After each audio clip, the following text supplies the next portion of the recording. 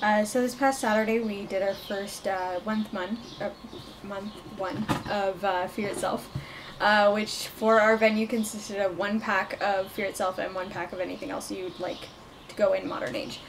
So I decided to go with Amazing Spider-Man. For Fear Itself, I pulled Grey Goth, Iron Fist, Titania, Thule Society Priest, and Tannerus.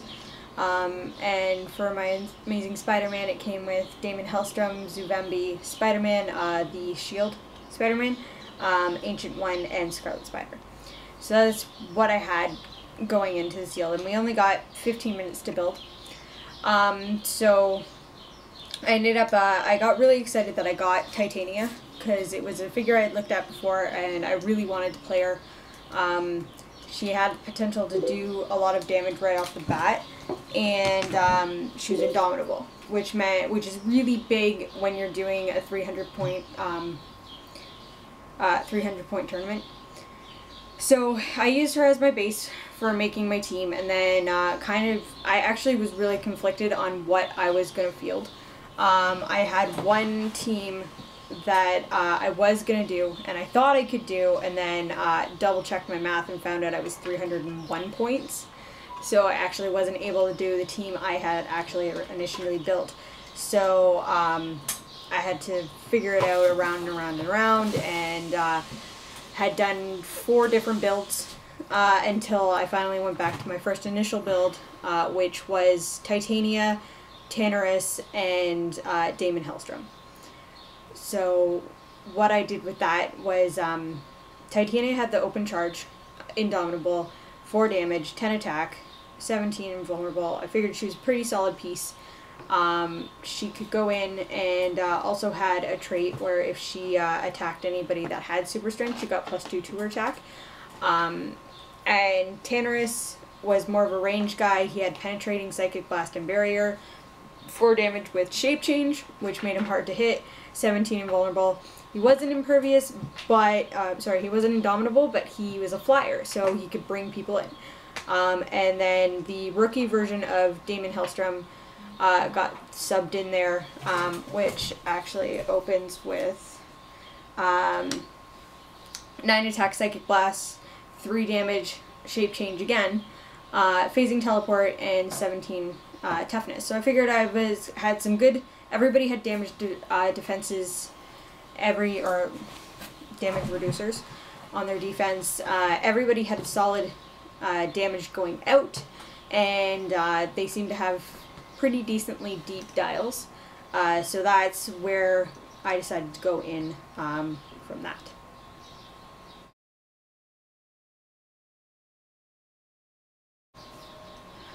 So round 1. My team went up against a Grey Goth and Iron Fist, and I fucking hate the Iron Fist. He's an amazing, amazing figure, so good. Do not base him. Worst decision of my game. I was positioned to charge into Grey Goth, and my opponent actually moved him out of my charge range, but Iron Fist was in my charge range, which I don't know if he consciously did that as a bait, but if he did, it worked. If he didn't, nice surprise for him, because I ended up charging in with a heavy object, not realizing that his white power was close combat reflexes, which put his 17 up to a 19. I could not hit the 9. So I wasted my heavy object, and now I'm base with a guy that is ridiculous base, because not only does he have close combat reflexes, he has close combat expert, which under the new rules can put him up to add 2 to his attack. Why that's huge is because he also has a white power that if his total attack, if his attack total, so his attack plus his dice roll is 2 over your defense, he does 1 extra damage, which perplexing up his attack twice every time obviously put him over my 2 over my defense, so every time he was doing 4 or 5 damage, so Titania just dropped. And then Damon Hellstrom was my only saving grace in that, because he was able to do damage at range to Iron Fist. Well, meanwhile, Grey Goth and Tannerus were going at it, and I got a couple shots in on on Grey Goth, but Tannerus dropped. And then it got to a point where I couldn't damage anyone, so he kind of ran away.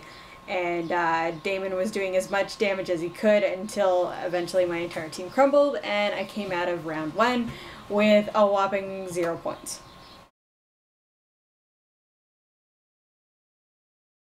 So round 2, I ended up playing a guy I know through my work, actually, and he's kind of new to the game. He's only been into the scene for about 1.5 years now, he was saying, and this was his first official tournament.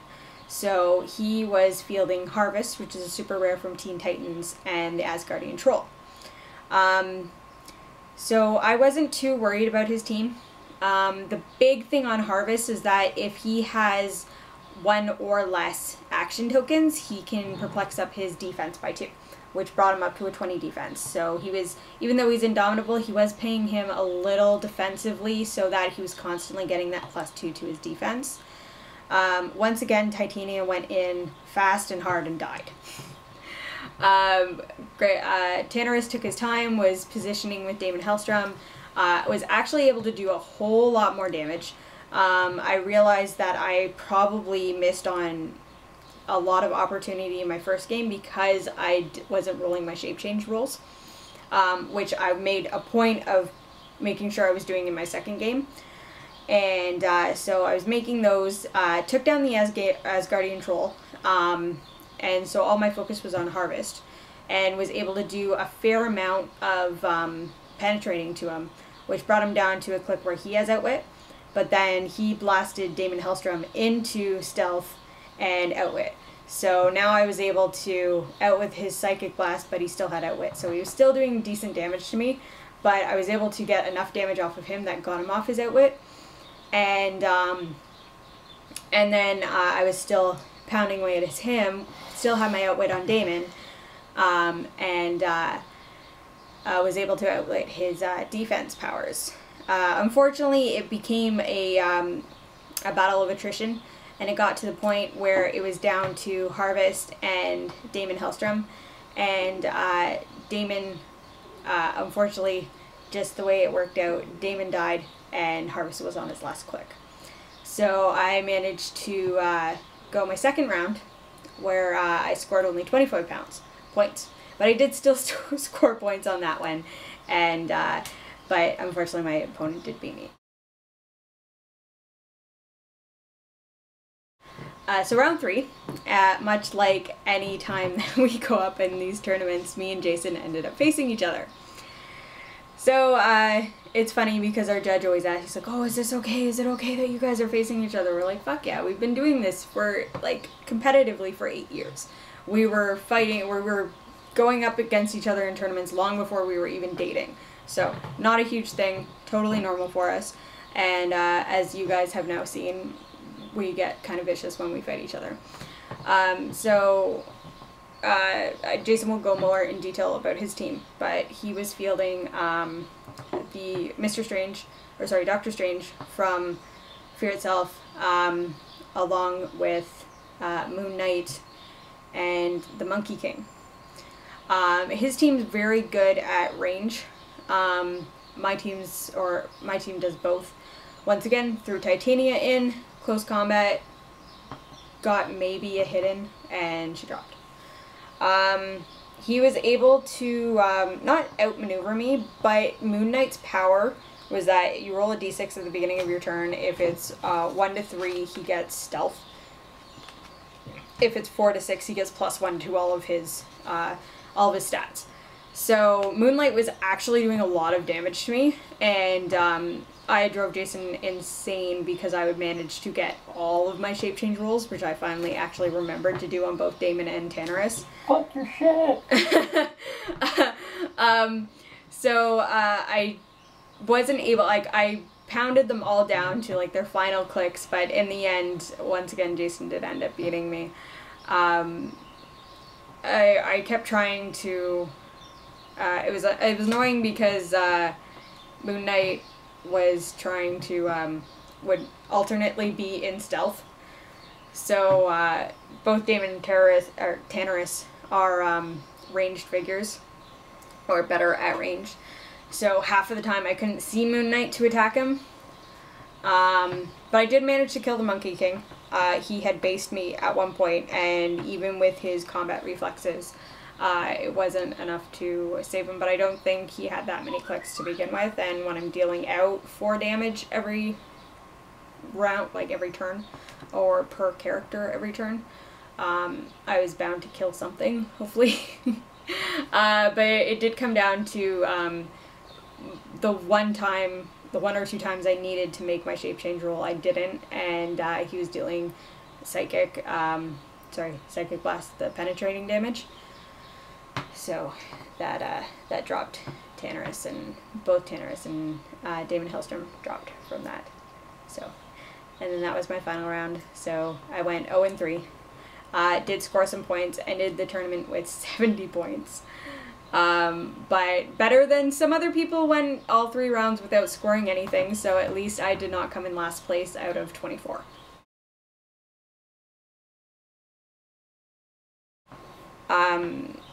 Looking back on it, obviously hindsight is 2020, especially so in sealed.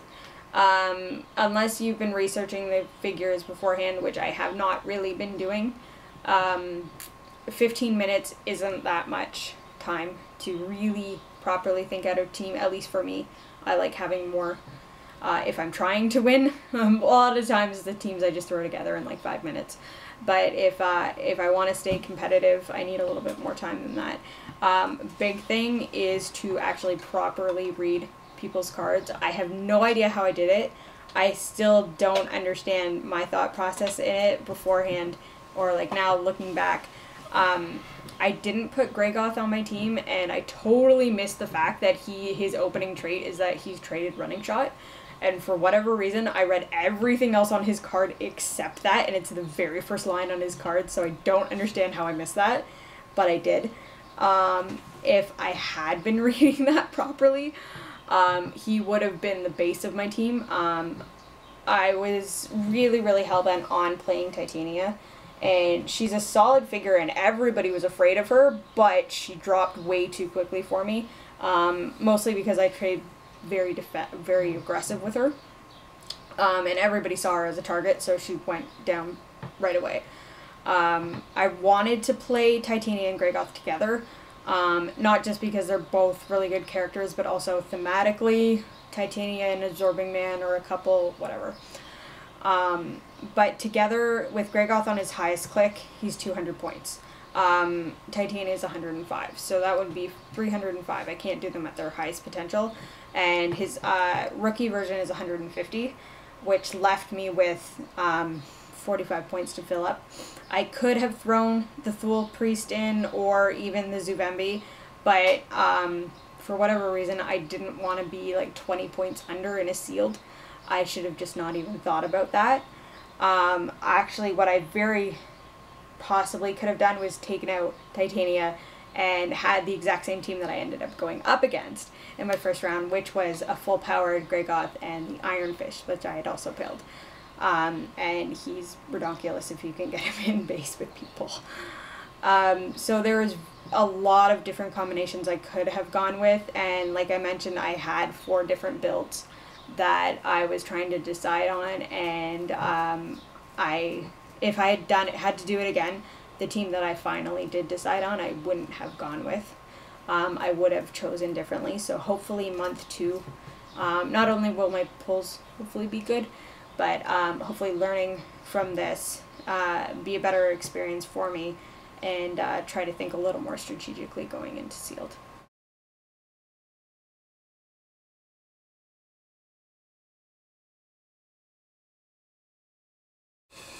Fear Itself Month 1. A lot of fun. This is the first time we've had a chance to get involved in the storyline events. Most of our storyline equipment we've kind of got from friends who've been to them or picked them up on eBay. So it's nice to actually be involved this time. Mostly because it's nice to be involved in getting a set that you can only get through these tournaments. So good times with that. My choice of packs, of course, we had 24 people show up in our venue, so we had to go a pack of Fear Itself and pack something else, and we were lucky to get, apparently our store got a last second case, or second OP kit, so they had enough to accommodate everybody. to have a pack and another pack. I chose Amazing Spider-Man. My choice on Amazing Spider-Man was based on keyword possibilities.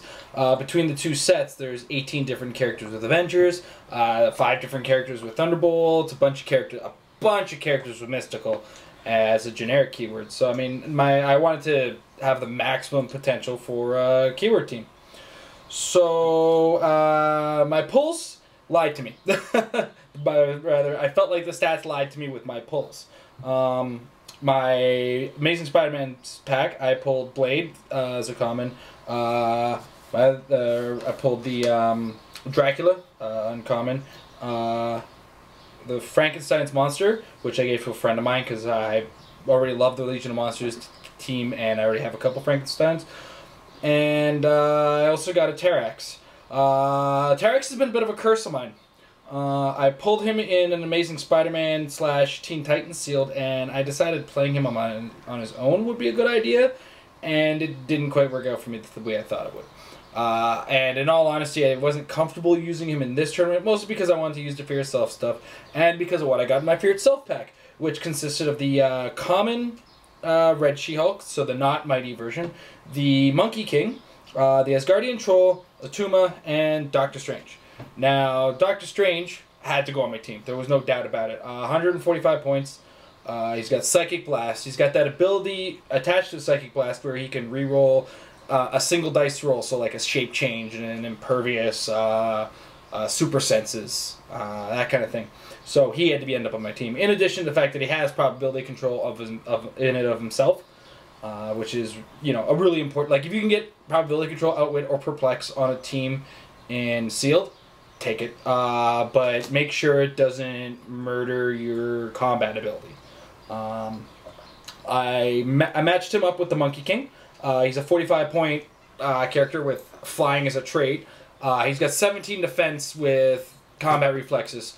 My main goal with the Monkey King was a tie-up piece. The Monkey King would tie up whatever non-flyer ended up with on my team into combat.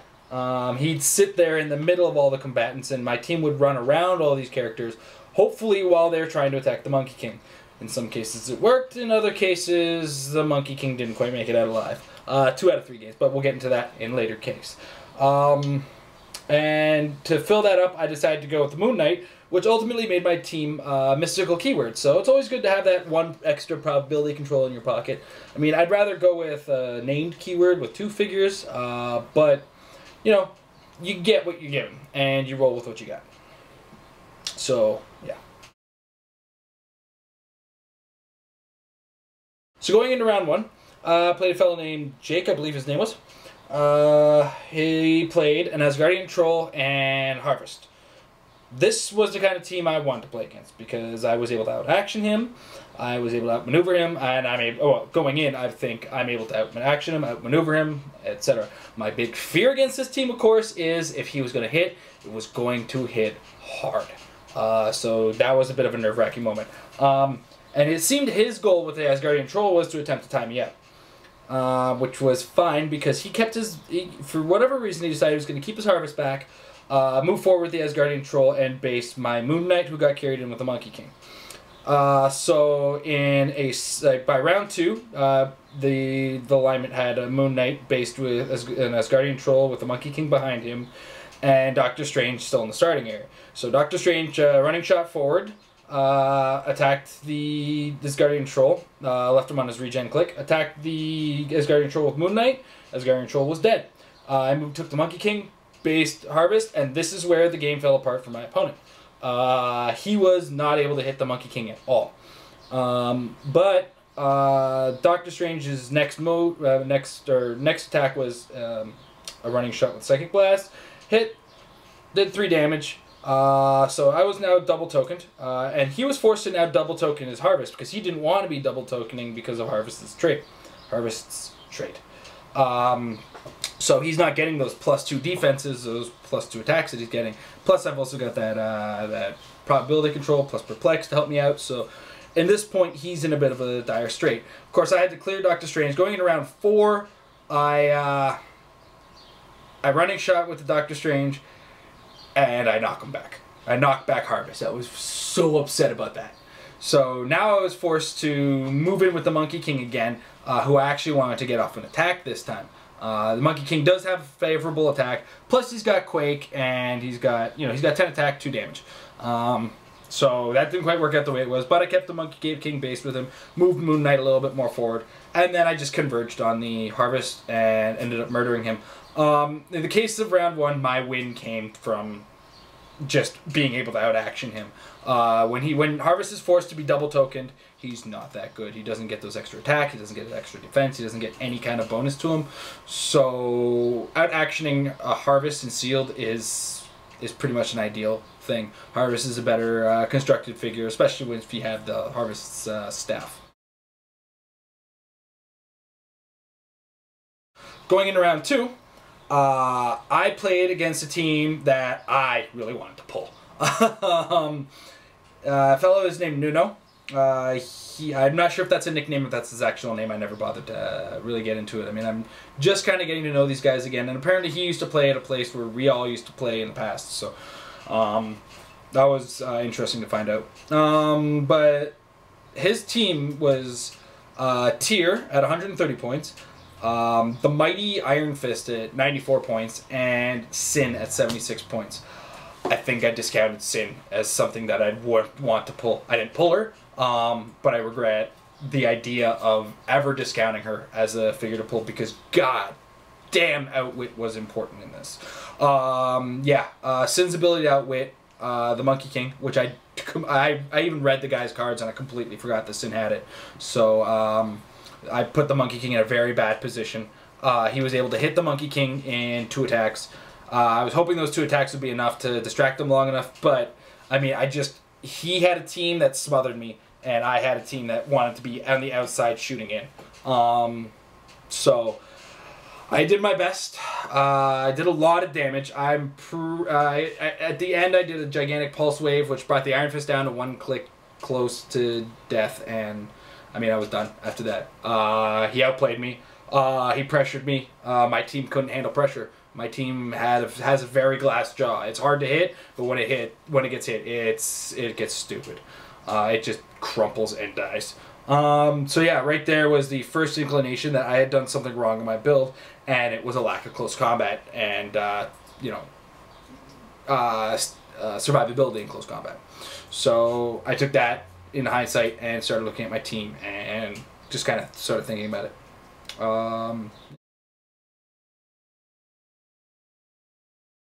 Round 3, fucking figures. Go, you travel, you want to play new people, you stuck fucking playing your wife. Fucking fuck. So I do what I usually do against my wife. Against my wife, I do what I did for most of the tournament. I based her with the Monkey King. So I was able to waste some attacks. The Monkey King I never expected to live a single goddamn game. The fact that he lived through the first game was quite shocking. He was really more there to attract an attack that's hard to hit. The bonus that it's hard to hit, hey, it's great. But if they hit, I'm not too worried because he's 45 goddamn points. Against Amber, it was a fucking frustrating game. That's all I can say. My Moon Knight was getting stealth when I wanted him to get +1. He was getting +1 when I wanted him to get stealth. It was annoying. And what's worse is Doctor Strange made 8 attack attempts, and 6 of them were shape changed into different attacks. And because I'd hit Damon Hellstrom with the Monkey King onto his outwit click, his outwit and stealth click, I couldn't see him. So I had a lot of wasted actions with Doctor Strange.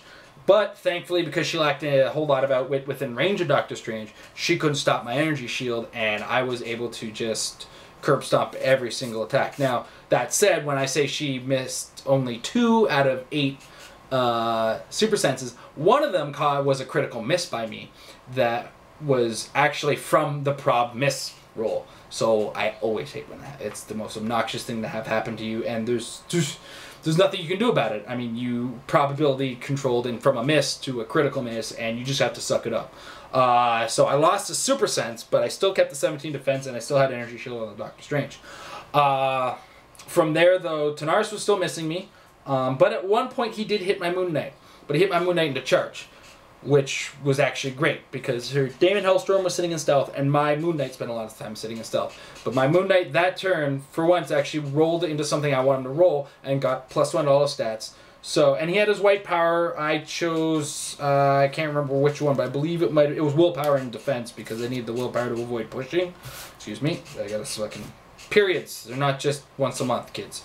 But I moved him into +1 defense and willpower, charged the Daemon Hellstorm, took my licks from the Mystics, and then Doctor Strange finished off Tornars.